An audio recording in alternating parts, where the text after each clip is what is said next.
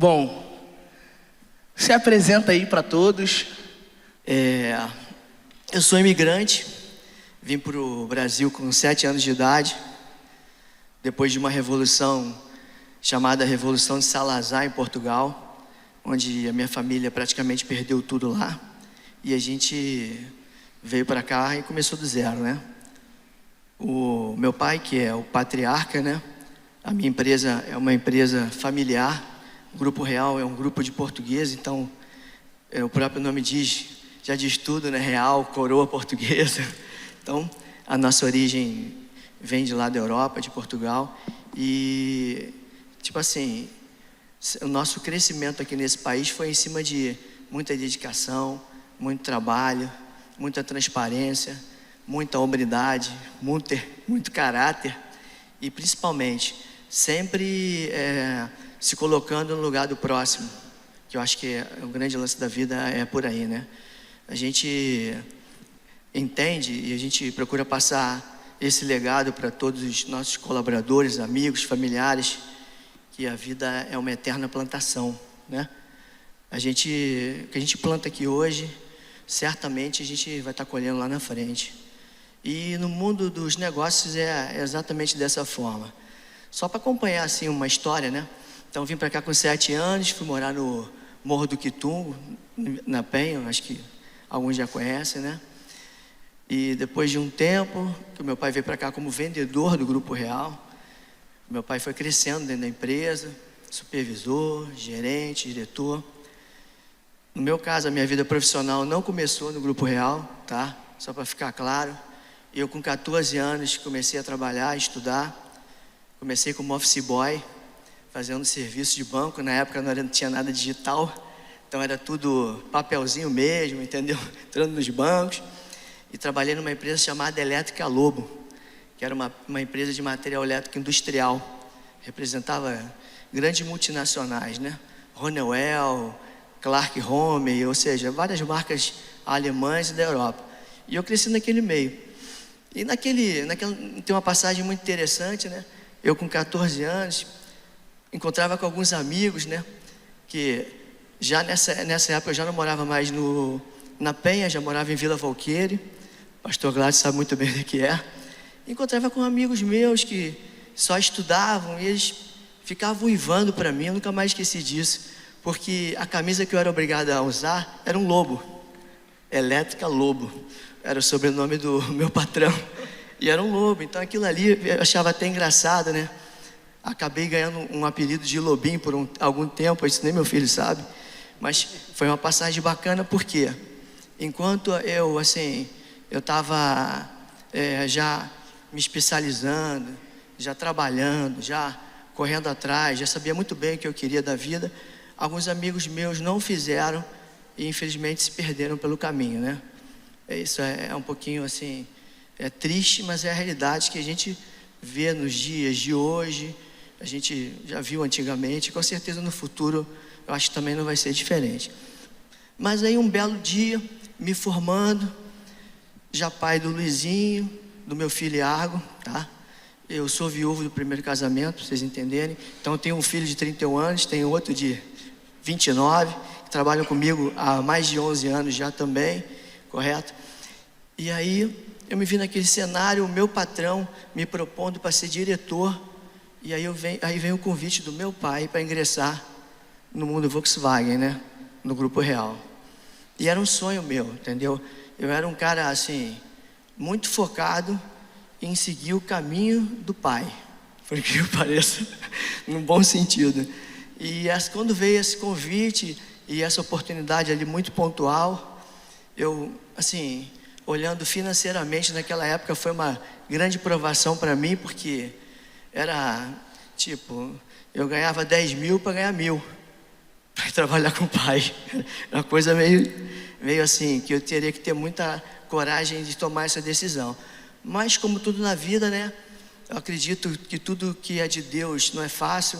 Tudo que Deus coloca para a gente a gente sempre tem que vencer obstáculos e transpor as dificuldades. Eu encarei esse fato como algo desafiador e fui. Larguei tudo que eu estava plantando, durante 8 anos, que eu fiquei 8 anos nessa empresa, e comecei do zero, em 1992, estou ficando velhinho, tá? Eu, por acaso, em dezembro desse ano, completo 30 anos no Grupo Real, só para vocês entenderem, tá? Então, tipo assim, para mim foi muito desafiador esse início, esse recomeço numa carreira, porque eu tinha experiência comercial, né?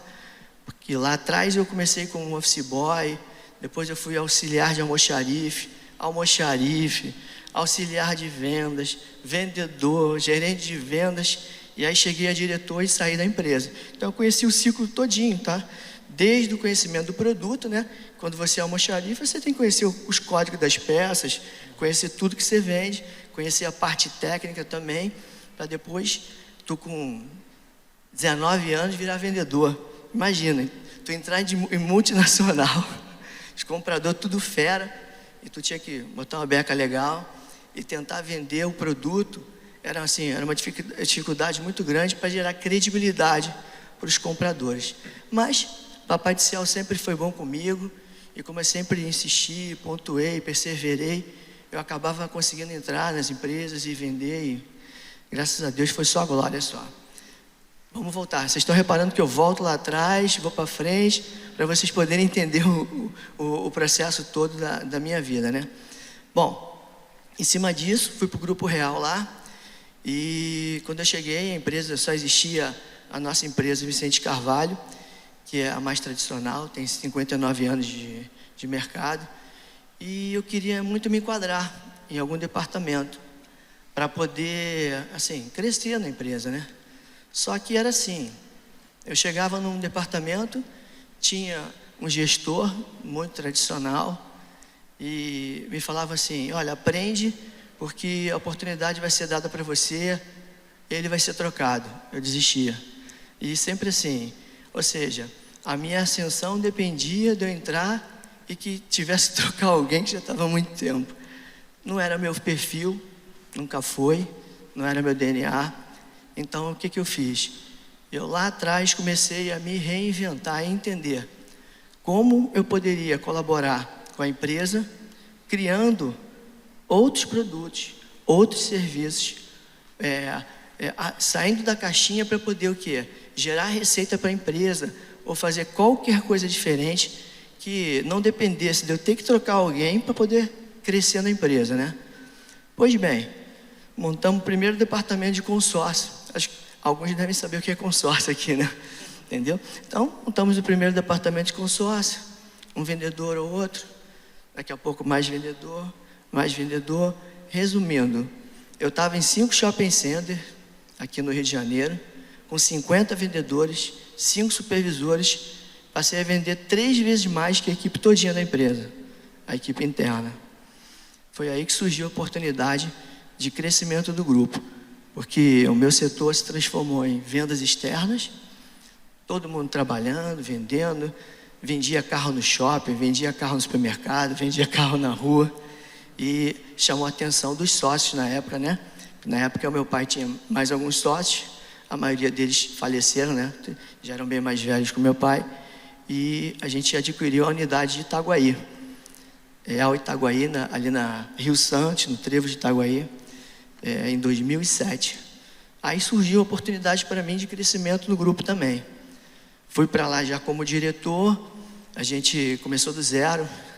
O histórico daquela empresa lá chamada Autocol era vender 30 carros em um ano.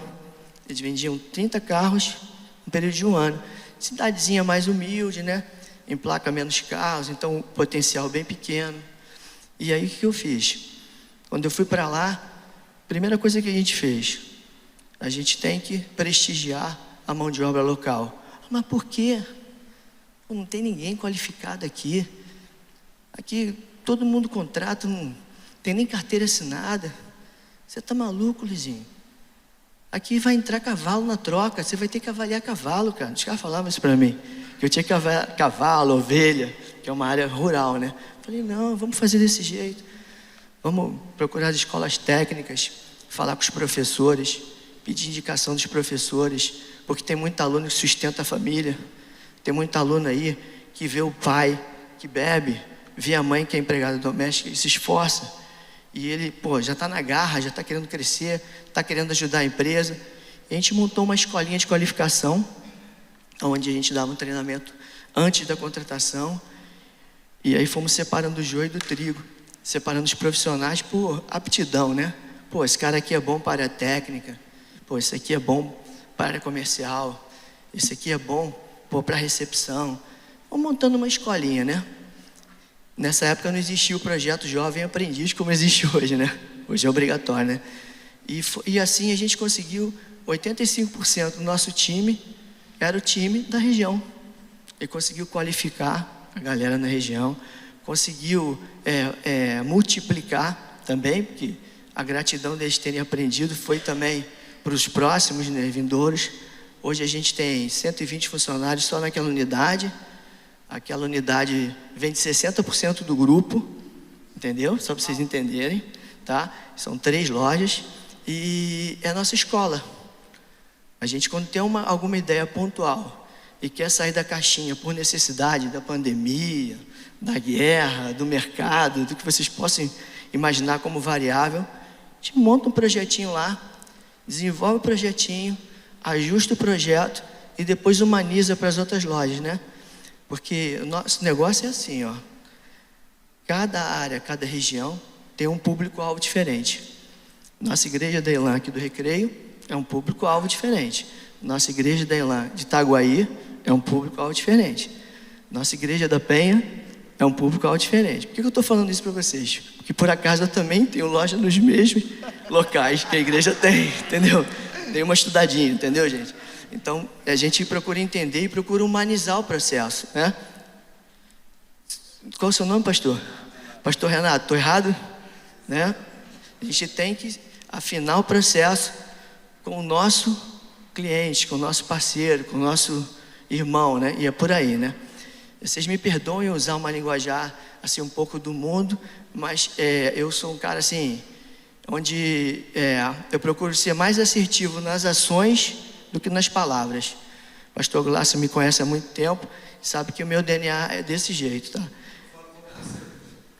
Isso, perfeito. E esse tipo de palestra que a gente está fazendo agora, para mim, está sendo muito dignificante, até como desafio, porque eu sempre fiz isso no meu ramo de atividade, ou em cima de alguma coisa ligada ao setor automotivo. E aí, quando pintou esse convite, eu falei, amor, falo muito com a esposa, né? Eu acho que Papai do Céu quer me testar, quer me botar em prova, porque eu estou no digital o tempo todo. A gente criou um canal no YouTube para ajudar as pessoas por causa da pandemia. Criamos processos para tentar auxiliar pequenos e médios empresários também, para ajudar todo mundo a como se comportar na pandemia. E aí veio esse convite, eu falei, vamos embora, não tem essa. Eu acho que quando Jesus chama a gente tem que avançar. Eu penso assim, vamos avançar, mesmo que não seja a nossa vontade, porque sempre entra alguns questionamentos teus interior. Mas eu nunca fui na igreja, mas eu não conheço quase ninguém lá. Será que não? A gente tem que avançar. E isso funciona na nossa vida pessoal, funciona na nossa vida profissional e funciona na nossa vida como homem e como mulher, com caráter, hombridade e transparência. A gente sempre tem que se pontuar, muito transparente. Quando a gente está inseguro, estou inseguro, não sei como vai ser. Não, eu sei tudo, entendeu? É tudo comigo mesmo. Essa palavra é difícil, né? Deixar comigo, que é um perigo do caramba. Então, já no meu caso não, tá? Eu sou o primeiro a pedir desculpa quando estou errado. Sou o primeiro a falar quando erro e vamos consertar. Eu sou um cara muito dedicado no ponto assertivo, aonde eu quero chegar. Eu posso errar várias vezes, mas eu levanto muito rápido. Todos que trabalham comigo sabem disso. A minha queda é instantânea. Se eu cair aqui porque eu errei, já levanto, já vou por outro caminho, até tentar ser assertivo no processo, né? Só recapitulando agora. Depois de Itaguaí, em 2011, veio a nossa filial de Copacabana também, onde a gente foi trabalhar outro público-alvo, Zona Sul, poder aquisitivo alto, linha prêmio, né? Segmentar mais a venda de automóvel, assim, para um tipo de consumidor final específico. E aí, olha só como é que Deus é bacana, né? A gente tem uma loja na Penha de clientes mistos, tem uma loja em Itaguaí, onde a gente vende muito seminovo, porque a região compra muito seminovo, e tem uma loja em Copacabana que vende muito carro prêmio, veículos médios, veículos pesados, né? Então aí tu começa a olhar assim e fala, pô, como Deus é bacana, né? Um carro usado que entra lá, que não serve para quem está comprando novo, é o carro que as pessoas precisam do outro lado, e vice-versa. Aí tu começa a montar a logística toda. Um servo de Deus que está aqui, nessa igreja no Recreio, aprendendo a pastorar, aprendendo a se colocar, está sendo preparado para falar com alguém em algum lugar. Antes de eu subir aqui, eu pedi, Senhor, me usa. Amém. Senhor, que não seja eu que fale, e sim que eu possa ser o teu instrumento. Eu tenho uma simplicidade de falar muito tranquilo com o Senhor, porque tudo na minha vida, eles sabem disso. Eu não decoro, eu não tenho script. Foi a minha preocupação, Marquinhos, em ter script, ter slide. Não, eu agradeço, peço para ser instrumento e faço a minha reunião, minha palestra. Nunca fiz curso de coaching, nunca me especializei em alguma didática de comunicação, mas procuro ser instrumento, sempre quando me é dada a oportunidade. E ser instrumento, quando você quer compartilhar, quer ajudar, eu acho muito difícil que algo dê errado num processo como esse. Aliás, eu acho quase impossível, porque até onde eu sei, pastor, ninguém pode mais que Deus. Vocês acreditam que alguém pode mais que Deus, que Jesus? Não. Então, se a gente estiver com Ele, a coisa flui, né? Meu objetivo hoje aqui é mais assim, trocar ideia com vocês, tentar de alguma forma colaborar com alguma dúvida, alguma demanda, algum posicionamento dentro do negócio de vocês. Não importa o tamanho, grande, pequeno, médio, não existe. O pequeno hoje é o gigante amanhã, é só Deus querer. Quem faz a multiplicação e quem transforma nossas vidas não somos nós. A gente só tem que ser servo, a gente só tem que saber se posicionar, a gente só tem que ter hombridade. Eu aprendi muito antes de ser evangélico com um grande amigo e pastor, que é o pastor Gladson, que está ali, que fez o nosso casamento, me ministrou um curso de homem ao máximo, fora os outros cursos também. E tipo assim, eu entendi esse momento como um momento de gratidão para o nosso amigo ali, porque até então eu tinha caráter, eu tinha um posicionamento bacana na sociedade, mas faltava algo. Estava sempre vazio, estava faltando sempre algo na minha vida que eu não conseguia entender. E quanto mais eu buscava, mais eu me frustrava. Então, o que Jesus fez? Me fez conhecer Ele, me fez conhecer a igreja, nos capacitou, nos mostrou qual era o caminho certo, casamos na igreja, nos abençoou com uma pequenininha que hoje para mim é um dos grandes tesouros da minha vida, que é a minha filha, que vai fazer 4 anos agora, dia 1º de maio. E aí, através do mover de Deus, me transformou também, entendeu? Não tenho mais prazer nas coisas do mundo, mas tenho muito prazer nas coisas da igreja e da minha família. Amém. Nada me faz falta em relação ao que o mundo tem disponível, mas tudo me faz falta em relação ao que eu sinto do Senhor. Vocês entenderam? Luiz. Eu acho que enquanto a gente não buscar um equilíbrio, ou seja, a gente se sentir cheio, dificilmente a gente vai conseguir compartilhar e realizar coisas boas na vida. Falo pra caramba, né, Marquinhos? Não. Tá bravo, né? Eu me senti na obrigação de te interromper para você não me fazer chorar. E nem as pessoas que estão nos ouvindo. Pode tomar uma água à vontade, mas eu queria fazer uma pergunta para você. E você fique bem à vontade para responder. Se você souber, e se você, caso queira pular a pergunta também, pode pular, tá? Qual a importância de um planejamento estratégico para uma empresa hoje? Você acha que isso é importante? Bom, olha só, um planejamento estratégico, assim, é fundamental para qualquer negócio. Mas antes do planejamento estratégico, você tem que entender duas coisas. A primeira, que o teu principal cliente não é o cliente da rua, é o teu cliente interno. Isso aí é fundamental.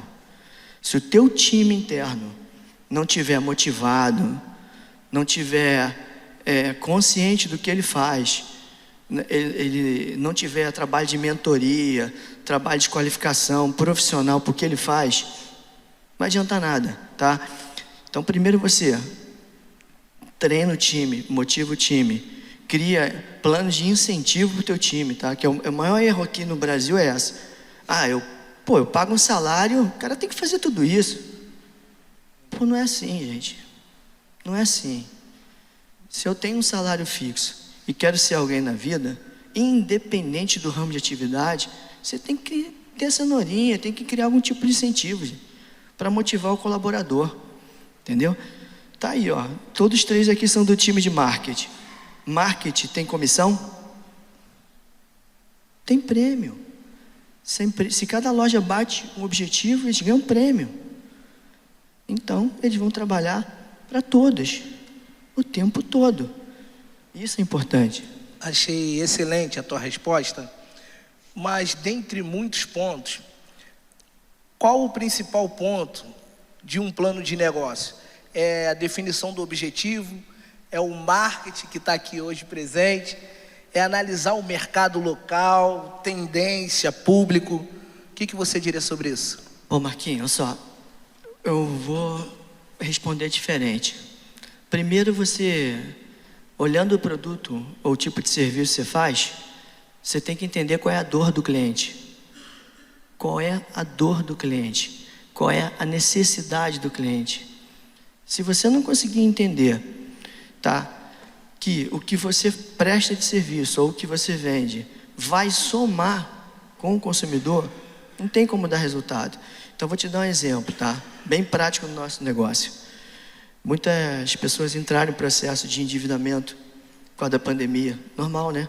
Muita gente perdeu o emprego, muita gente teve que devolver carro para a financeira e coisas parecidas. O que a gente fez? A gente começou troco na troca, 100% do valor do carro de volta, refinancia com a taxa menor, não entrega teu carro para a financeira, traz para cá. Eu vou pagar o teu carro, paga a financeira, pega um outro carrinho aqui, tua família não pode ficar a pé por causa da pandemia. Então você vai girando. E aí a gente chegou na excelência. Sabe qual foi a excelência? Foi o seguinte: fomos criar mecanismos para que a pessoa pudesse ter prazo quando não tem entrada, parcelar a entrada, ajudar a pessoa a ter o seu negócio. Muita gente virou Uber, virou profissional autônomo, precisava do carro. A gente chamou as financeiras e falou: o foco está errado, vocês têm que analisar o mercado agora, o mercado é esse, vamos dar as mãos, vamos diminuir a taxa de juros, vamos diminuir a rentabilidade da venda do carro, vamos se enquadrar. Mas tem muita família sequelada, muita família que está com medo de sair de casa. Chama a tecnologia, desenvolve link de avaliação. Está aí o Kleber de Prova, que cuida da parte de seminovos aqui. Hoje um cliente nosso que não pode sair de casa, recebe um link no telefone, bate as fotinhas do carro lá, o documento, esse link volta, a gente faz uma avaliação justa, tudo bonitinho, e ele nem precisou ir na loja. Quer ver outra coisa também? Sim. Que é uma coisa pontual para a gente entender? Consignação. Às vezes o cliente precisa daquele valor, precisa vender o carro muito bem, que é o valor do carro, e aí, se a gente fosse comprar o carro, tinha que pagar muito menos que a gente vive disso, né? Paga imposto, emite nota fiscal. Não. Então tem consumidores nossos lá tradicionais, que a gente conhece. Traz o teu carro, assina um contrato de consignação e a gente vende o carro pelo valor que ele está precisando. Aí você vai falar assim, pô Marquinho, pô Luizinho, mas tu está ganhando dinheiro como? Quando eu pego um produto com preço justo, boto uma garantia mecânica de 2 anos, para a pessoa que está comprando tem que ter garantia, e vendo o carro, em que 79% entra um outro carro usado na troca. Vocês entenderam? E quando entra esse outro carro usado, vira matéria-prima para mim, vira mercadoria. E a gente acaba conciliando. E aí a gente saiu da caixinha, desenvolveu um método de negócio para atender a expectativa local daquele momento. E aí virou cultura. Aí eu tenho carro entrando na troca, carro entrando consignado, cliente que em vez de devolver para a financeira, vai lá e não perde dinheiro. Eu consigo um financiamento com taxa mais baixa, te atendo bem, tu indica um amigo, que indica outro amigo, aí eu vou para o marketing, bato uma foto te entregando, teu vizinho vê, liga para o meu vendedor querendo comprar também, e a vida segue. Justamente. Plantação do bem. Muito bom. Entendeu? Se posicionar de uma forma justa, principalmente no momento muito difícil. Aí você sobrevive? Não. Jesus vem, te abençoa e você cresce. Todo mundo cai e você cresce. Fantástico. E ninguém te segura. E tu cresce sem merecer. Você fala, Senhor, por que tudo isso? Só pelo simples fato de você se colocar no lugar do outro. Uau. Mas nada. Se colocar no lugar do outro. Mais nada. Fantástico. Não tem técnica, não tem nenhum tipo de processo que, se você não falar com o time interno e convencer o time interno que aquele processo não é só para vender, é para ajudar também, é para somar, que aquele negócio não é bom para você, é bom para todos, a coisa não anda. Agora, se o teu time acreditar, se o teu time entender que aquilo ali é o certo, é o correto e que é uma solução, não tem para ninguém, gente. Uau. Ninguém te segura, é isso aí. Fantástico. Uma coisa. Muito bom. Uma coisa interessante que eu ouvi de um amigo meu nos Estados Unidos, eu acho que tem tudo a ver com a tua visão, é que ele falou para mim o seguinte: quem ouve, estuda, entende e atende, né, os clientes, não precisa analisar a concorrência, né? Porque muita gente às vezes fica se perdendo tempo analisando o que o meu concorrente está fazendo. E na verdade, o teu diferencial, pelo que eu entendi, ele vem muito mais de ouvir e entender as necessidades dos clientes do que necessariamente se preocupar com concorrência, né? E uma coisa que eu queria falar, eu acho que você já até falou no começo, é que muitas pessoas que eu tenho conversado no Brasil têm muita dificuldade com essa questão do filho, né? Envolver o filho na empresa. A tua história, pelo que eu entendi, é muito parecida do que alguns amigos americanos meus fizeram e fazem, né, por ter morado muito tempo lá fora. Eles incentivam muito o filho a trabalhar com tudo quanto é tipo de coisa, né, e de fato vir para a empresa quando está pronto, porque eu acho que isso é legal, que você não vem como filho do dono, você vem como a sua capacitação. Dá uma dica para nós. Eu sei que existem pessoas aqui que querem envolver o filho, tem o sonho do filho trabalhar com ele, né? Mas às vezes o filho não quer, está longe, enfim. Dá uma dica para nós, pelo que eu entendi, você também já conseguiu envolver seus filhos na empresa, isso é bacana, eu acho que isso vai ajudar a gente. Bom, excelente pergunta. Eu tenho assim não sei se é experiência de vida ou percepção. O pastor Gladys sabe até muito bem disso. Eu cresci exatamente assim. Eu fui para a rua, conquistei meu espaço, veio a oportunidade, o meu pai me convidou para trabalhar com ele, e lá eu tive que procurar meu espaço. Só que por ter passado por isso, eu mudei essa filosofia. Vou te explicar por quê. No caso, o Luiz aqui e o Iago, que são meus 2 filhos mais velhos, eu tinha já amadurecido desde os 12 anos com eles, quando eles fizessem 17, entrassem para a faculdade, iam ter que trabalhar comigo. Entendeu? Iam ter que trabalhar comigo. Porque eu vejo muito isso hoje claramente, até nos ensinamentos do Senhor. Se eu, que sou pai e quero o bem deles, eu vou negligenciar a minha oportunidade de fazer meu papel, não só como pai, mas meu papel dentro das empresas, se Jesus me deu essa possibilidade de eu fazer. Então, o que eu fiz de uma forma bem transparente com os dois? Vamos conhecer todas as áreas. A área que você tiver mais afinidade, eu vou te apoiar. Eu vou ser teu professor. Eu vou te blindar. E aí, no dia a dia, você vai crescer comigo. E hoje, essa plantação lá de trás virou uma grande gratidão do Senhor, porque as ideias vêm deles. As ideias, tudo que eles pensam, eu imagino assim, eu consigo contextuar no que eu preciso fazer ali. E não tem uma ideia que eu não bote para frente. Isso é que é legal. Sabe por quê? Às vezes pode parecer uma coisa meio quadrada, uma coisa meio estranha, mas não deixa de fazer não. Não deixa. Sabe por quê? Porque a geração dele está pensando como ele. E a geração que está vindo está pensando muito mais ainda. Vou dar um exemplo assim que vocês vocês vão ficar até meio pasmo, né? Mas a gente está montando um centro de campeonato de videogame em Copacabana. Videogame. Jovens da idade deles, de 30 anos, disputam campeonato de videogame. Jovens da idade dele trabalham para Americanas.com e tal, e ganham 30 mil reais por mês, confeccionando jogos. O que isso tem a ver com o meu ramo de atividade?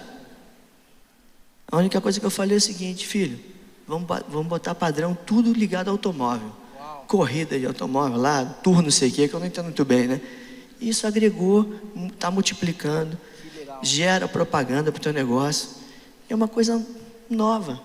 Então, no caso, eu compartilho muito em acompanhar, em estar presente, em dar muito carinho,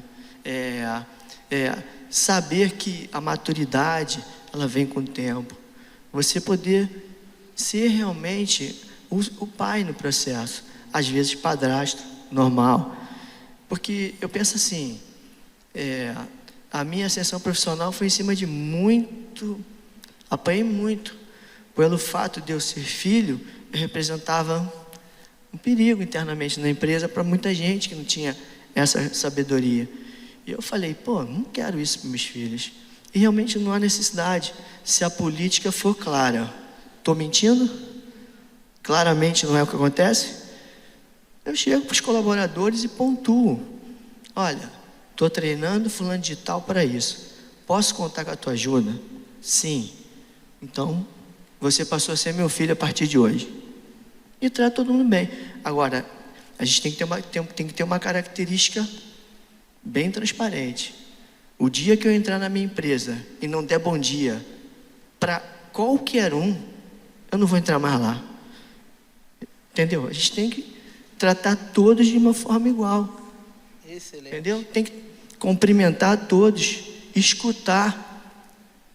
Um rapaz da limpeza, da faxina, o diretor, escutar, valorizar cada um. Fantástico. As melhores ideias, vocês pensam que vem de cima?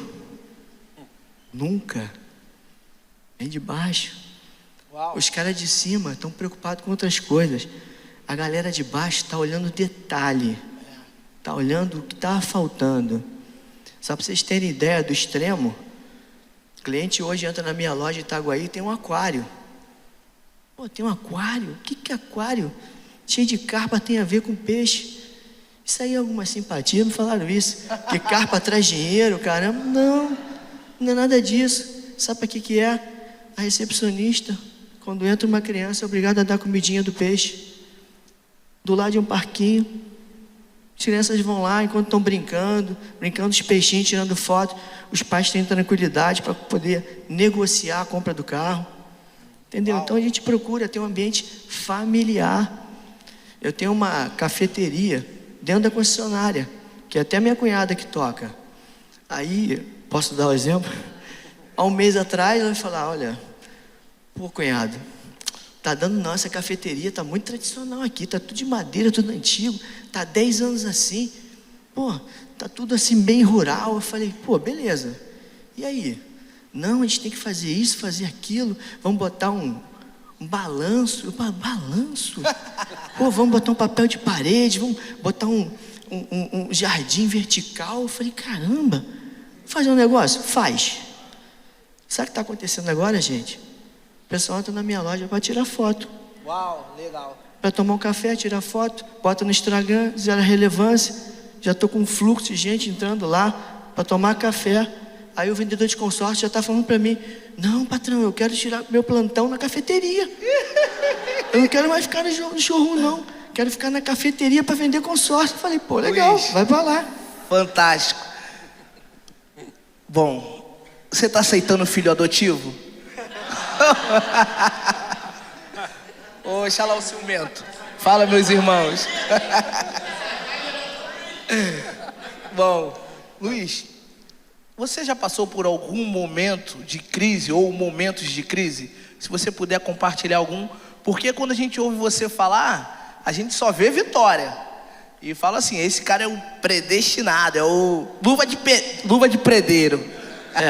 Ó, na realidade, vários momentos de crise, mas a maioria deles era uma crise interior, tá? Vou te dar, assim, 2 exemplos que me marcaram muito. Eu fui sequestrado 2 vezes já aqui no Rio de Janeiro, né? E aí, tipo assim, foi um trauma um pouco grande, porque fiquei 21 dias preso, algemado, acorrentado, então isso gera uma violência bacana. Mas com o tempo, o que eu aprendi? Eu busquei na natureza um grande exemplo, né? Que eu achei, e isso serviu desde 90 e tal, que foi naquela época de 90 e pouco, que estavam sequestrando todo mundo aí. E eu era um cara, sempre fui que metia a cara mesmo, me expunha, então todo mundo sabia quem eu era. E não mudei muito, tá? Mas o que acontece? Eu fui no exemplo da natureza, por incrível que pareça, né? Às vezes, o que Deus fez pra gente, né? A gente não dá muito valor. A gente dá valor a construções como Dubai, Estados Unidos e Europa, que eram coisas luxuosas, né? Só que o Papai do Céu fez as coisas mais maravilhosas pra gente na nossa vida. E tem uma passagem assim que eu sempre pontuo para mim mesmo, e às vezes quando surge a oportunidade eu pontuo para algumas pessoas que vêm me pedir ajuda e tal. Eu fico sempre assim, quando acontece uma coisa que sai fora da curva, uma coisa que me deixa entristecido. Eu lembro de uma nascente da água lá em cima das montanhas, né? A água nasce purinha lá em cima, e aí ela vem descendo, sempre querendo encontrar o mar, né? Só que é o seguinte, tem as quedas da água, né? Vendo as cachoeiras, né? Queda da água, né? E aí um belo dia, muitos anos atrás, eu sentado, vivenciando um período de restauração, né? Psicológica. Pô, o Papai do Céu falou para mim, meu filho, o rio mostra sua força na queda. É na queda que ele mostra que ele é forte. Uau. Então, meu amigo, serviu de lição para mim. Então, sempre quando acontece qualquer processo onde eu caia, eu fico mais forte. Por quê? Porque eu lembro que o Senhor está ao meu lado, sempre. Eu lembro que Ele está do meu lado, em frente, atrás, está sempre comigo. E isso serviu como lição de vida, tá? Seja no ambiente familiar, profissional, qualquer coisa. A gente está sempre sendo colocado em provação, sempre na vida. E é nesse momento, através de um sofrimento, de uma lapidação, que a gente cresce. O rio mostra a sua força na queda. Muito bom. Eu quero... Pastor Thiago, tem alguma pergunta? Ou eu vou estar abrindo para algumas perguntas aí do nosso auditório? Porque seríamos egoístas demais se continuássemos somente a nós perguntarmos. Aquele que gostaria de fazer alguma pergunta, queria que levantasse a sua mão. O Axo vai auxiliar a gente com o microfone aí. Também tem outra mão levantada ali. Fica com a sua mão levantada para que o microfone possa ir até você. Vejo muitas mãos levantadas. Quem é Ilan sabe. Foi um prazer te conhecer, Luiz. Eu queria fazer uma pergunta, porque eu trabalho com planagem, né? E se a Real trabalha com pesado, caminhões, essas coisas, ela tem essa linha? Seu nome? Eude. Por acaso eu vou abrir uma estratégia do grupo para você entender. A gente sabe que o mercado está mudando muito, né? Independente do segmento, a gente está vivendo as mudanças do dia a dia aí, e toda hora um segmento muda para A, B, C ou D.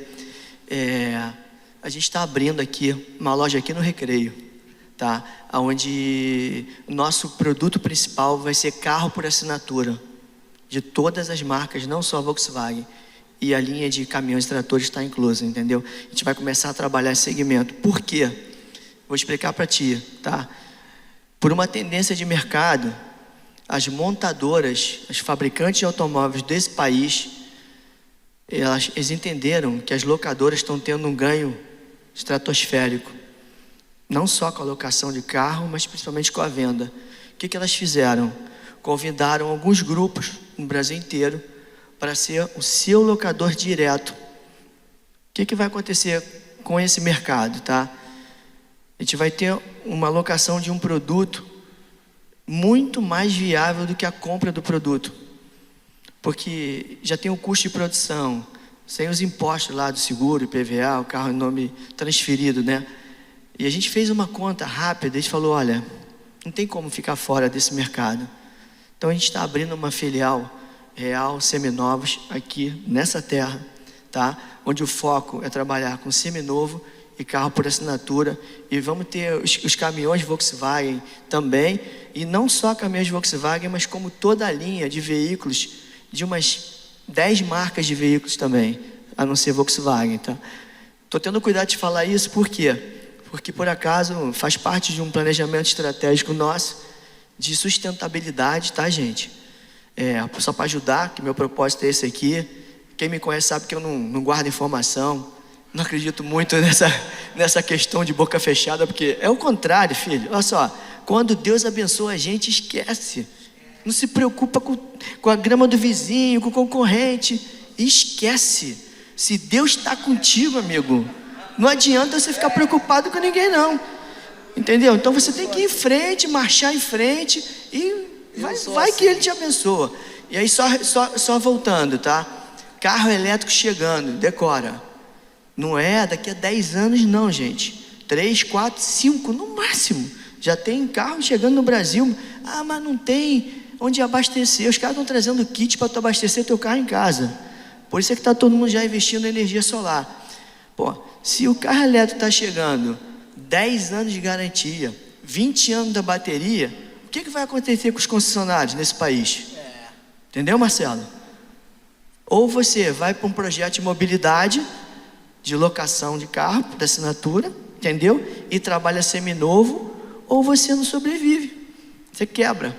Então a gente acredita muito que esse segmento de mobilidade, da locação, por um custo muito competitivo, muito mesmo, entendeu? Que além da pessoa não se capitalizar, a pessoa vai pagar um aluguel, vai embora. Só para você ter ideia, qual é o teu nome? Eude. A gente está alugando carro para a igreja, filho. Carro por assinatura para a igreja. Vou deixar a dica aqui, né? Para o Jabá, né? Entendeu? Porque é muito mais viável e barato do que investir um capital, descapitalizar para um projeto social. É usufruto, entendeu? Mais alguma pergunta aí, gente? Tem lá. Boa noite. Meu nome é Vera e minha pergunta tem a ver com filhos, né? Como você falou que você é viúvo, da mãe dos meninos. Eu também sou uma viúva, tenho um filho de 22 anos e ele tinha 8 meses quando meu marido faleceu, né? E ele hoje, esse ano, ele completa 23. Só que eu não consigo, como mãe, eu ainda não consegui fazer com que o meu filho despontasse para algo, para o que ele deseja, o que ele quer fazer. E ele fala: mãe, preciso de você. Mas ao mesmo tempo que eu chamo, ele vem para cá. Eu estou morando 1 ano no Recreio. Cheguei de uma oportunidade que Deus me deu. Trabalho com imóveis, trabalho com aluguel. E ele não tem o desejo de vir para cá. E aqui é um lugar de muitas oportunidades, porque é um lugar que tem muitas coisas para a gente poder colocar o jovem, né? Mas eu não consigo ainda fazer com que ele me ouça, com que ele desperte, que ele esteja perto de mim, que ele veja que perto de mim ele tem uma oportunidade, ainda não consegui fazer. Então, como mãe, você como pai, que consegue manter os meninos perto de você, não que você tenha uma pressão, mas pelo teu ensinamento, não que eu também deixe de ensinar, mas eu ainda não consegui despontar isso no Gustavo, entendeu? Qual é o seu nome mesmo? Vera. Tá. Eu sou viúvo, mas casei de novo, tá? Minha esposa tá aqui, tá? Deixa eu explicar, só para você poder entender. Qual a idade dele? 21, 22. É difícil porque esse processo meu é um processo lá no início, entendeu? Que você pega e vai trabalhando, vai preparando até chegar o momento para você fazer a introdução dele. No teu caso, tu falou que ele não está aqui, né? Ele está em Campo Grande, aqui do lado, né? Ele conhece o teu ramo de atividade, não o que você faz, o que como funciona. Então vamos lá. Para mim gerar alguma empatia com alguém, eu tenho que explicar o que eu faço. Você explica para ele o que você faz? Não tem mais ou menos. Olha só, não tem mais ou menos. Trata ele como um cliente. Vai por mim. Explica para ele o que você faz na íntegra. Qual é a tua dificuldade? Como é que tu apresenta o imóvel? Sempre quando tu puder, compartilha com eles. Fez com ele fechamento. Pô, aluguei um imóvel, filho, foi assim, atendi. Gera curiosidade nele, gera empatia nele. Mostra as vitórias, né? Mostra o teu mundo para ele, entendeu? Ninguém pode querer algo que não conhece, entendeu? Porque eu te ver, você é a mãe dele. A minha mãe é corretora de imóveis. E aí? Filho, corretora de imóveis dá muito dinheiro. Filho, é uma excelente profissão. Filho, tudo que eu aprendi até hoje, eu teria muito prazer em te ensinar. Você não quer ver pelo menos como é que isso funciona? Pô, eu posso arrumar aqui um amigo meu da imobiliária para você passar uns dias lá. Não traz ele para cá, deixa ele ver como é que funciona com alguém de tua confiança, entendeu? Ele primeiro tem que ter empatia pela coisa, entendeu? Para depois entender o que tu faz e ter orgulho de você. Porque se o convite for superficial, não adianta. Você consegue amar Jesus sem conhecer Jesus? Existe essa possibilidade? Então a gente, para gostar de algo, tem que conhecer. Entende? Então divide todo momento bom com ele. Deixa os ruins para depois, não fala ruim agora não, que a gente tem muitos, né? Mas divide todas as glórias, todas as conquistas, com felicidade, sangue nos olhos, olhos brilhando. Isso vai criar empatia para ele. Ele vai querer saber como é que é isso, como é que funciona isso, mãe. Pô, como é que funciona? Nunca mostra nenhum tipo de ponto negativo para ele. Mostra orgulho, dinâmica, faz ele desejar. Entende? Porque, olha só, a empatia de você como mãe já é positiva. A segunda, ele tem que, no mínimo, vivenciar o que você faz. Vim pra cá, não quero, também não iria, tá? Sabe por que eu não iria? Minha mãe, entende? Mas de repente, meu amigo aqui, que você pediu, quer me mostrar, quer me ensinar como funciona. Aí ele vai, vê lá, tu chega em casa martelando, dizendo fechou isso, fez aquilo e tal. Ele, já vi isso lá no Marquinho. Isso vai começar a gerar, pô mãe, posso ir contigo lá no trabalho? Posso ver como é que funciona? Entendeu? Namora o teu filho, no bom sentido, para trazer ele para o teu negócio. Eu tenho certeza que vai dar certo. Entendeu? Por quê? Porque primeiro você tem que ter empatia. Ele tem que querer, tá? E bons exemplos nessa vida quando a gente compartilha com amor, com fé, são absorvidos na íntegra pelas pessoas, independente de ser teu filho. Então essa é a orientação que eu te dou. Se você quer trazer ele, quer criar esse fluxo, porque ele já tem 22 anos, deixa ele conhecer o que tu faz. Compartilha, transforma ele no teu melhor amigo do trabalho, quando chegar em casa. Entendeu? Que eu tenho certeza que você vai conseguir, tá? Dica de ouro. Poxa, parabéns. Próxima pergunta. Luiz, eu estive lá na sua empresa, né, e para entender o que você falou, a necessidade e tal, enfim. Eu trabalho com treinamentos e nos últimos anos, a questão da depressão, a questão das doenças psicossomáticas, eu não sou especialista nessa área, mas quando eu vou entrar dentro de uma empresa, quando eu vou treinar vendedores, e eu percebi aí, todo mundo percebeu pelo seu discurso, pelo seu posicionamento, que você entende bem de ser humano, você entende do ser humano. Então, me faz entender que os seus funcionários têm, o vendedor, da limpeza, os diretores, eles passam por vários treinamentos. E agora, quando um funcionário seu ele tem alguma questão emocional, alguma questão de infância, alguma questão que ele não é técnico, né? Eu sei que você, nesse teu jeitão assim de paizão, e eu estou falando isso com o maior carinho, né? Deve ser aquela pessoa que deve, com o seu tom de voz, já dá vontade de ser teu filho também, assim, teu funcionário também. Mas como é que você duplica isso? Como é que você consegue fazer que com os seus líderes consigam ter a mesma filosofia com você? Se isso acontece na sua empresa, que acontece muito, talvez não aconteça na sua, como é que você lida com isso? E se você tem algum caso para contar para a gente? Bom, Marcelo, vou te falar até em pé, porque a tua pergunta é muito pertinente, daí porque tu é da área. Não tem nenhuma outra forma a você, se não for você ser o líder do processo, você ser o exemplo do processo, você se preocupar com todos, você ter o cuidado com todos. O que a gente esquece nessa vida, que eu acho que o grande erro está aí, é que a gente começa a tratar as pessoas como números, como processo. O negócio está bom, vê quem está ganhando assim, manda embora. Não está vendendo? Apliquei uma técnica de vendas no Felipe, não está vendendo? Manda embora. Não é assim. A gente tem que ser de humano para humano, entende? Tá? Se eu te falar que a minha empresa não tem RH, 200 e poucos funcionários, não tem RH, não tem. Estou mentindo? Não tem RH. Tem departamento pessoal lá que faz contra-cheque da galera e tal, mas não tem recurso humano, não tem psicólogo. Sabe por quê? Se eu passo para o meu filho que ele tem que ser assim, com os colaboradores, passo para minha cunhada, passo para minha esposa, passo para o meu outro filho aqui, Felipe, meu outro filho, Kleber, eles vão ser compartilhadores do mesmo processo.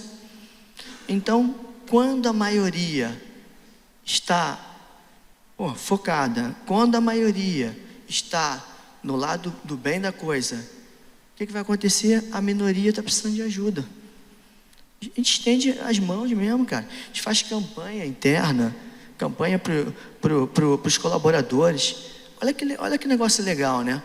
Eu quero fazer uma média com o público e crio uma campanha social para ajudar o orfanato não sei da onde, o educandário não sei da onde, os moradores do terreirão. E o meu colaborador está precisando de ajuda. Aí eu quero fazer um trabalho para mostrar para o consumidor que eu sou uma empresa boazinha, que eu ajudo muita gente. Gente, está errado.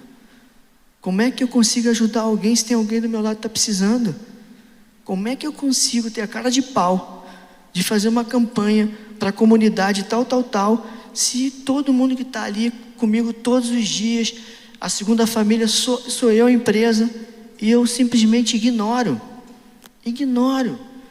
Vou contar um caso que você pediu, um caso recente.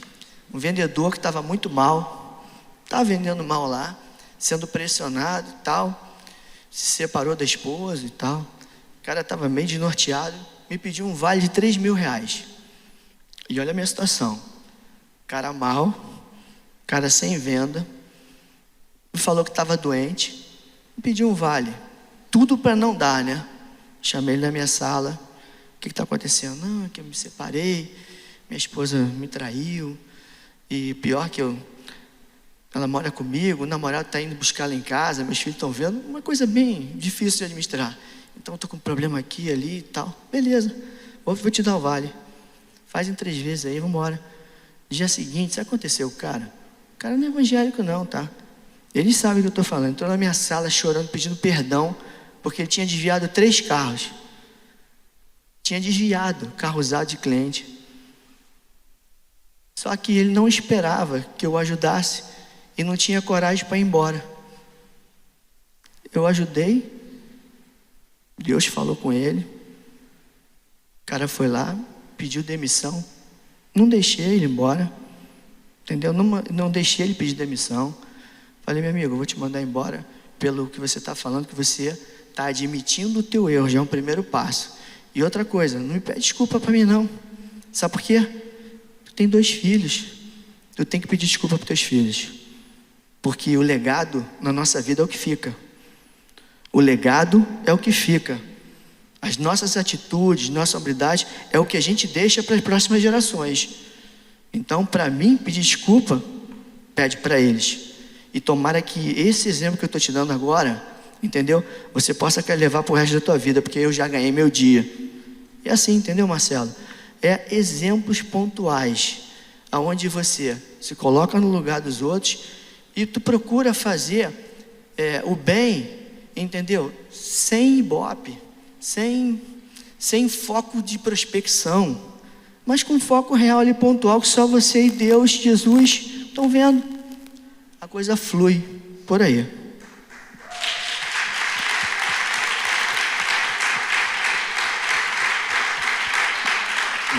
Mais uma pergunta aqui na frente, lá atrás, essas duas a gente... Boa noite, Luiz. Me chamo Giovanni. A minha pergunta é, antes de nós nos convertermos, nós governávamos a nossa vida, né? Após a conversão em Cristo, a gente pede que Jesus governe a nossa vida. Eu gostaria de fazer 2 perguntas em uma.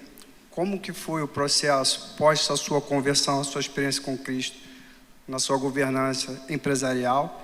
E se nessa governança empresarial houve algum momento que o senhor entrou em algum choque, alguma situação que o senhor queria tomar uma decisão pela sua sabedoria, mas o governo de Cristo te direcionou a não tomar?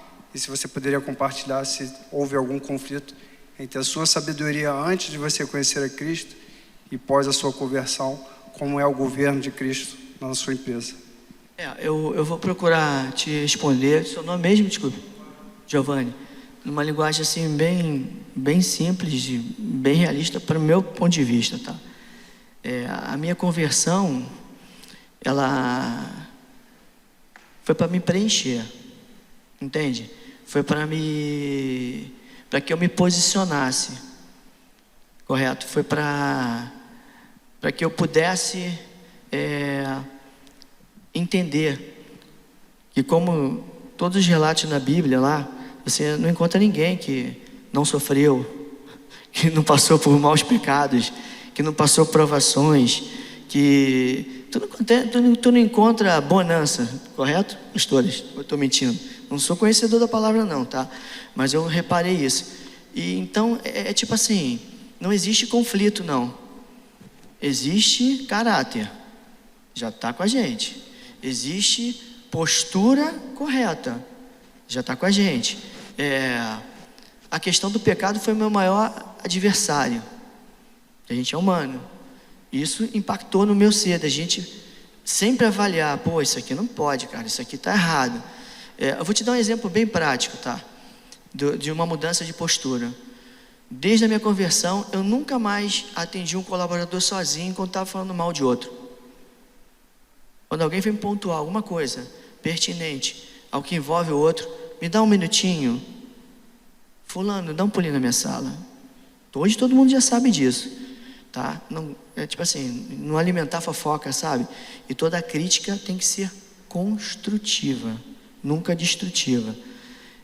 Eu acho que a transformação ela não vem da noite para o dia. A mudança tua de postura vem com a maturidade, não muda nada. Você vai continuar passando por tempestade, por deserto, só que eu aprendi muito com o pastor Gladson. A gente passa a ter um casco melhor, mais forte, entendeu? Não vai mudar. Não é porque a gente vira evangélico que a gente fica blindado, entende? Pelo contrário. Então, é tipo assim, sendo bem pontual, se preocupar menos com a conversão e com a mudança e executar mais. Falar menos e executar mais. Ter mais ação de um cristão e falar menos. Eu acho que isso aí ajuda a gente muito. Porque o que eu noto, tá? Crítica construtiva. A gente ainda fala muito e faz pouco. Entendeu? Fantástico. Eu vou permitir só mais essas 2 perguntas, porque nós estamos próximo ao fim. Tá muito bom. Eu tô cheio de perguntas aqui para te bombardear. Mas a gente vai deixar para um próximo encontro. Então, ela vai fazer uma pergunta e depois aqui nós vamos encerrar. Boa noite, Luiz. Desde já, muito obrigada por tudo que está compartilhando. Já notei várias coisas. Vou parecer meio deixar que tem que Brasil agora. Me disse se você compraria esse negócio, tá? Você compartilhou um pouco de uma ideia que está um pouco em secreto da questão da locação veicular.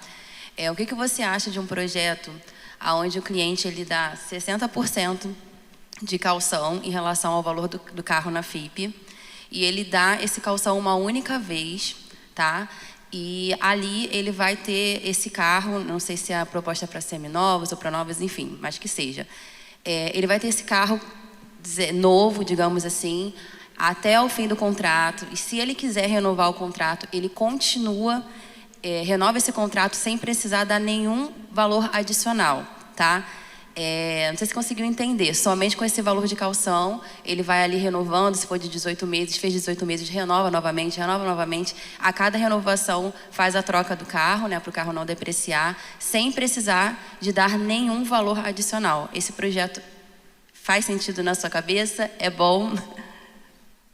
Vou te explicar. Para mim poder te dar uma resposta mais consistente, a gente tem que saber se o carro é novo, zero, ou se o carro é seminovo, primeiro ponto. Segundo, se durante esse período de 18 meses você tem algum indexador, aumenta ou não, se realmente é um valor fixo, tá?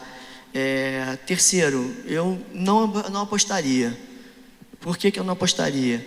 Porque o caminho do consumo está nos mostrando justamente o contrário. Não empatar capital para usufruir o produto. Então, é um cuidado que a gente tem que ter, tá? Vou te dar um exemplo, tá? A galera mais nova aí, a geração aí dos 12, 13, 14 anos, ninguém quer ter nada, todo mundo quer usufruir. E esses clientes, esses vão ser nossos futuros clientes, né? Porque eles preferem pagar pontualmente, usufruir um carro, usufruir uma casa, até um exemplo que o próprio Marcelo me deu há pouco tempo, do que empatar um capital. Quando tu fala em 60% do bem, tem que tomar muito cuidado, por quê? Quando você faz um cálculo de uma locação, entendeu? De uma locação de um veículo, você tem esse produto por um valor menor, com seguro, com revisão, com emplacamento, entendeu? Então, é justamente locação. Na verdade, esse projeto ele existe. Eu estou falando porque eu sou consultora numa empresa de multimercados e uma das empresas é a Smart Rent Car e é uma empresa de locação veicular com inovação. Então, assim, falando o que acontece, de fato, ela faz parceria com as maiores locadoras do Brasil e a proposta é, com o valor do calção, uma das empresas do multimercados é no mercado de investimentos, mercado financeiro. Eles aplicam esse valor, então eles conseguem pagar todas as parcelas para a locadora parceira. Eu estou te falando porque, dependendo, a gente pode ser podemos ser parceiros comerciais, tá? Nas duas formas. Ou para quem quer, de repente, pagar de uma vez e se livrar da preocupação com as parcelas, esse 60%. Inclusive, tem a questão do cashback, que se a pessoa não quiser renovar, a gente consegue devolver 50% do valor dado lá no calção. Isso por causa do mercado financeiro, entendeu? Então, talvez agora faça mais sentido. Ou, dessa forma, fazendo parceria, a gente faz a intermediação e tudo mais. Então, eu tô falando porque eu aproveitei a deixa, eu falei, eu vou falar, depois se a gente quiser, a gente conversa melhor Ó, Luiz, sobre. tá aí uma excelente É o vendedora, gancho. hein? É o Ela gancho. pegou ali, já quase vendeu, alugou uns 3 carros aí. Deixa eu te explicar. A ideia é legal, tá? A gente só tem que entender o seguinte: se esse custo alocado vai ser competitivo no mercado. Vou te dar outro exemplo, tá? As locadoras fazem esse investimento não é por causa da locação, é por causa da venda do carro. Entendeu? Então, olha só, o ponto de equilíbrio de qualquer locadora não é a locação. É porque depois de um ano, ele vende um carro com 1% de IPVA, que nós consumidores a gente paga 4%, entendeu? Na garantia de fábrica, comprou o carro direto da montadora com 30%, 20 e poucos por cento. Então, ela ganha no processo final e inicial, não no intermediário. Então, até que ponto esse 60% vai ser viável para o consumidor? Você vai estar competindo com quem não faz conta porque está de olho na venda do carro. São as grandes locadoras, entendeu? Tem que olhar direito. Legal. Eu queria que... Você quer fazer mais uma pergunta? Tá bom. Queria que pudesse fazer a última pergunta. Fala, Luiz. Boa noite. Prazer, Ronald. Eu vi você falando em alguns momentos sobre processos, né? Eu tenho uma dificuldade tremenda com processos, de implementar ele e dar seguimento a esse processo. E eu sei que ele vai ser benéfico, mas muitas vezes eu peco nisso. Eu me pego muitas vezes fazendo o que é urgente e deixando o que é importante sem fazer. Eu queria entender um pouco como que você constrói isso na sua cabeça. Isso aqui é urgente, mas eu posso resolver depois. Isso aqui é importante, eu preciso fazer agora.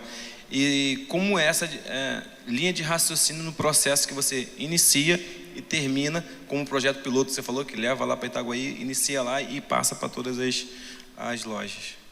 Deixa eu só entender um pouco, Ronald. O que tu chama de importante e... necessário a se fazer. Necessário e Por importante. exemplo, importante. Eu sei que eu tenho que reunir com o meu time pelo menos uma vez na semana. E urgente, o cliente está querendo que eu vou lá ver, porque eu trabalho com construções e reforma, o que deu errado, ou então pode ser resolvido outro dia. É isso. Vamos lá. Eu vou te falar o que eu faço no meu dia a dia nesses 2 âmbitos. Sabe que a energia é a mesma, né? Você aplicar a energia nesse processo ou nesse, é a mesma. Agora, o que esse processo vai trazer de rentabilidade para você? E esse? Separa isso, filho. O que vai trazer negócio, resultado, lucro? Isso tem que ser o teu super, hiper importante. O resto é o resto, entende? Então, tipo assim, se você não está conseguindo administrar estrategicamente, que eu entendi, tá? Você tem que se posicionar nessa primeira fase no que traz resultado, no que vai trazer sustentabilidade ao teu negócio, que vai fazer você crescer. Agora, deixa eu te dar uma dica, Ronald. Tu tem que ter alguém do teu lado que pensa como você, filho. Formar algum gafanhotozinho. Alguém, quando eu falo, na maioria das vezes não é com experiência, entende? Alguém que tem empatia contigo, tem teu feeling, sangue nos olhos, que quer ser igual a você, para crescer contigo e você ir passando para ele o que não é tão importante. Todo negócio na nossa vida depende de rentabilidade e lucro. A tua energia, cara, tu tem que focar nisso. Não adianta. Vê aquele ditado, quando a gente faz tudo, não faz nada bem? Lembra do japonês, cara. O japonês é perfeito no que faz, não faz tudo. A linha oriental é muito bacana nesse sentido. Eu sou bom no que faço, eu não faço tudo. Eu sou bom nisso. O outro é bom naquilo, o outro é bom naquilo. Então, no teu caso, o que eu faria no teu lugar? Eu tenho essas variáveis aqui. O que me fideliza com o cliente? O que converte em venda? O que decide a opção do cliente para fechar comigo? Isso eu tenho que cuidar. Isso é minha prioridade. Eu chamo de prioridade, né? O que depende aí de algum ajuste, uma reunião, uma pontual? Segundo plano. É um processo que não está agitando? Segundo plano. Agora deixa eu te dar uma dica, ó. Ter um time homogêneo, tu ter um percentual na tua empresa de mais gente que pensa como você, que acredita no que você faz, é fundamental. Isso você forma, você não contrata. Entende? Não adianta contratar, a experiência de alguém é boa naquilo que ele fez, naquele lugar, naquela sazonalidade. Se tu é um cara inovador, se tu é um cara que tu está sempre mudando para melhorar, se tu tem altos projetos, forma uma galera com você. Não vai conseguir andar com a galera tradicional que vai apertar a tua mão, vai te dar um tapinha e depois não faz nada, não é isso? Não faz, quando tu vê não está fazendo, tem que fazer tudo de novo, não é isso? Então, não perde tempo, forma uma galerinha paralelo. Jovem aprendiz, filho, eles sabem o que eu estou falando. O projeto Jovem Aprendiz é sensacional, cara. Você forma a molecada tem um feeling, daqui a pouco está crescendo, perde uma oportunidade, está cheio de jovem que é pai de família, que não tem pais, entendeu? Que sustenta o próprio pai ou a própria mãe com 17, 16 anos. É a realidade do Brasil. São águia. Que, o que o teu colaborador lá está lá dizendo que eu não ganho para isso, eu não faço isso, não, eu tenho muitos anos aqui. O cara vai fazer tudo porque ele quer ser alguém na vida, quer crescer, entendeu? Então é por aí. Gasta a tua energia aonde traz rentabilidade, sustentabilidade do teu negócio, porque isso tu não pode falhar. Agora, as outras coisas, tu vai ajustando, como o Papai do Céu permita que você ajuste, mas pensa, formar a galera, não tem jeito, entendeu? A gente vive uma mudança cultural no mundo gigantesca, não tem como voltar, entendeu? Só para você ter ideia, hoje eu não gasto 1 centavo em mídia tradicional e eu vendo automóvel. Agora, tu pergunta para um vendedor meu, qualquer coisa de Instagram, qualquer coisa de Facebook, impulsionamento no AdWords lá, palavra-chave, entendeu? Qual é o custo disso? R$50 por mês? Quanto é que custa um spot de rádio? R$500, um de 30 segundos? Estou dando exemplo, entendeu? Então, tipo assim, você traz para o dia a dia, entendeu? Numa comunicação direta, o que você quer para vender. Mas a tua gestão, que é prioritária, gerar receita, você faz. O resto, vai administrando. Pastor Tiago. Excelente.